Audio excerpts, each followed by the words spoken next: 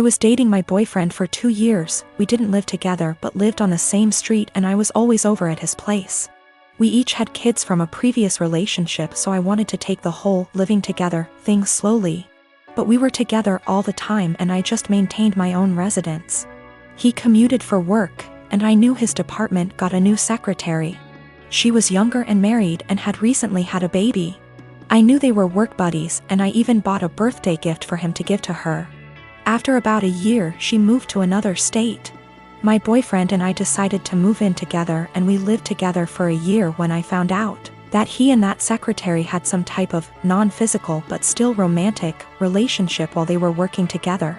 And that is why she ended up leaving, because they both realized it was not appropriate. I stumbled on old emails between them that were strange, calling each other pet names. He was calling her baby and sweetie in work emails, telling each other that they couldn't wait to see each other at work, meeting up in the cafeteria for coffee every day. He told her he loved her. She lamented that she couldn't stop thinking about him while at home. They had little quarrels. I also realized that he was still Facebook friends with her. We talked a lot about this, and he said he was just so unhappy at work at the time and unhappy with our relationship, because we didn't live together, that he was vulnerable to attention from a beautiful woman. He said it never became physical, but they were very emotionally entangled at the time for many months. I had no idea at all. He said together they decided the best thing was for her to accept another job offer, which he helped her get. He's very remorseful sometimes. Other times he will tell me that it's partially my fault because I rarely stayed over. I was doing everything for him to help him out because I knew how busy he was and how stressful life was for him back then. He will also try to tell me I was too cold. I've tried to move past this. I told him he needed to delete her from Facebook, and he did. It's been over a year since I found out, but I still feel so much hurt and anger if I think about it, or if something triggers me. Even something as stupid as a movie where the man is hooking up with his secretary. It's been over a year of anger, fighting, hurt and drama. The man I thought I was with is not the guy who would speak to his married secretary like that. Should I just give up? I'm tired of feeling this way. I have a large family. Mostly aunts and female cousins aside from mom, stepmom, stepsister and grandmother. I don't know how to say this, but all those women I mentioned above are into teasing and joking. They've formed a unit, which I admit is kind of toxic. And they'd tease and roast every new woman that enters the family by marriage by setting up tests to see if they deserve to be part of the family, or roast their looks and styles to the point of breaking confidence and self-esteem down. Then after a few months of teasing, they'd announce that they've finally welcomed them into the family. The newest member would join in on the teasing too, which is crazy, as my dad says. When I first introduced my then girlfriend, now wife, I made it clear that I didn't want any of the women in the unit to come at her or harass her, not even with a single word. They went behind my back and roasted her looks and job, and I discovered they've been doing it on Facebook. I had them apologize one by one after they gave the "we're just testing the water to see if she's capable to be part of the family" excuse. They didn't want to apologize, but once I said I wouldn't invite any of the unit unless they apologize, including my mom, everyone immediately apologized and brought gifts for my wife. My wedding was 2 weeks ago. There was talk about the women in the family wanting to pull a prank on my wife by wearing white, and called it the ultimate test to see how my wife react. My brother warned me, so I announced that if any one of them showed up in white, I'd have them kicked out, including mom. They said this wasn't true and they'd never do such thing. But they showed up to my wedding one by one wearing white dresses, and each and every one of them was told to leave after they tried giving excuses by either making scenes or getting the men involved. The senior women of the unit, who are mom and aunts, also showed up in white but refused to leave. I threatened to take harsher action and mom was pissed, telling me to step aside, but I didn't let her in. I had her leave while the men in the family were watching stunned. Dad was on my side and supported me a lot. I felt absolutely awful because my wedding was being interrupted by them making scenes. My wife was hurt beyond measure, but the women in the family were pissed. My cousin blasted me on social media later, saying I excluded all the women from the wedding because my wife was so insecure she couldn't handle another woman's presence at her wedding. I had an argument with them and mom berated me, saying it was supposed to be a prank, but I said they were taking it too far. Mom said I took it too far by kicking them out because they were trying to get reaction from my wife to see if she was one of those Bridzillas and were going to change soon as prank was over, but I ruined my own and entire wedding by reacting so aggressively. I stopped talking after she said I had to bring my wife and apologize. I haven't seen the lot of them in 2 weeks and they've excluded me from everything. I just want to explain that, this has been happening for years. The men in the family are split on this behavior. Some of them encourage it like my uncle and my cousin's husbands. One is now an ex, and some are against it like me and my dad and brother. The women claim that there's nothing hurtful in what they do because they claim they're just looking out for us men and that their goal, ultimately, is to make sure the women who enter the family are decent. See? My dad always ends up arguing with my mom and grandmother since they're the ones who started this whole thing with their behavior and attitude towards other women. And I'm not sure if I should mention this, but my male cousin who's a middle schooler said he'd make sure to leave the country before even meeting any woman because of this, and it made me chuckle. Also, the dresses they showed up in were simple white dresses, nothing over the top, but still were white dresses. I realized they went ahead with their plans even after I stated what I'd do in that case.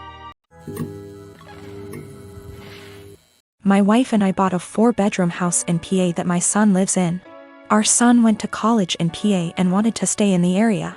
So we bought the house as a second home. We live in NJ and commute into Manhattan for work.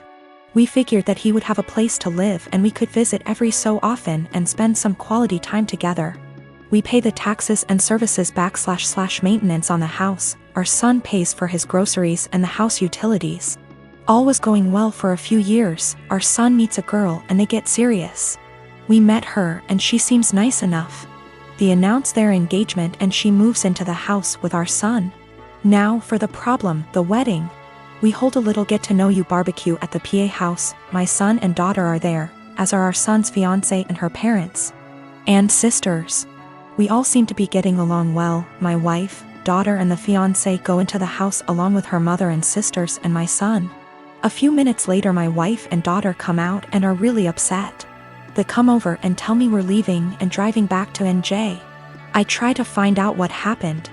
Once we get back to NJ and they calm down, they tell me that our son and his fiancée along with her family don't want us at the wedding. According to what I was told, we're not their kind of people. I was livid. I called my son and asked him WTH this was about. He tells me that her family feel that we are not good enough and will embarrass them at a family wedding, and that we are all uninvited from the wedding. I let a week go by to calm myself down and drive back to the PA house. The new future in-laws are in the house along with the fiancé. It appears that they all moved into the house. They ask me why I'm there. I tell them that since we aren't invited to the wedding, I was coming over to talk to my son. They tell me to leave their house. I lost it and told them that they had 30 days to get out. Tell my son I'm selling the house and he could find somewhere else to live with all of you. I go to a realtor in town and list the house for sale. They call my son at work and tell him what I said. Apparently they thought that he owned the house. He calls me and asks why I'm selling his house. I tell him I paid for it along with the taxes on it and it is mine. He was living there rent-free, but since he doesn't want us in his new life, he has to get out. I tell him the same as I told his future in-laws. They have 30 days to get out, then I'll get a lawyer and get them evicted. Am I the for taking a hard stance on this? He is my son, but the in-laws seem to take over and we no longer count. I am a 41 years old male, single dad with a 13-year-old daughter Lacey. My wife died in childbirth and it's just been me and Lacey all her life. My sister has been a big help in raising Lacey, and we do keep in contact with her maternal grandparents. The issue started a couple of months ago when Lacey started her period. I knew this day would come, so I spoke to my sister, my female best friend and my mother-in-law to be well prepared. I gave her the talk with her grandmother and aunt there. I buy her pads and tampons. I even have Midol and heating pads ready for Lacey when she needs them. The problem began when I began to notice a smell coming from Lacey's room. I went in to investigate and found pads and tampons openly disposed of in her wastebasket. I checked her bathroom and it was worse. She had her blood-stained undergarments in the tub. I took out her trash and did my best to get rid of the smell, but I didn't know what to do with the underwear in the tub. Later, I noticed bloodstains on the couch. It took a while of cleaning, but I got them out. I figured that was the end of that. It happened again last month, when I noticed Lacey's room was stinking again. And I saw she didn't even wash the underwear from before. The bathroom was unbearable at this point. Then earlier this week, I saw bloodstains on the couch again. I sat Lacey down and told her that she had to learn to properly dispose of her feminine hygiene products and wash her underwear, as the smell was becoming too much. And to be careful of getting bloodstains on the couch or anywhere she sits. I also noticed her sheets had a lot of bloodstains and brought this up too. I also let her know that it was okay to get blood on things as long as she washed them. And I wouldn't be upset if I saw her bloodstained items being washed. Lacey immediately blew up at me saying that periods aren't gross and that I was period shaming, and that I needed to educate myself on menstruation. I then got texts from my sister and mother-in-law scolding me for making Lacey feel ashamed of her bodily functions. But I honestly wasn't trying to convey that periods are gross. I was trying to convey that her hygiene needed to be addressed and that the smell was becoming unbearable. I just wanted to make sure that Lacey knew how to properly dispose of pads and tampons without it smelling. And that I wouldn't be annoyed if she washed her blood-stained items. We have washed the sheets with hydrogen peroxide and purchased some OxyClean for future instances should we need it. I have asked her aunt and grandmother about, and they'll be able to give her more info as different hygiene products she can use.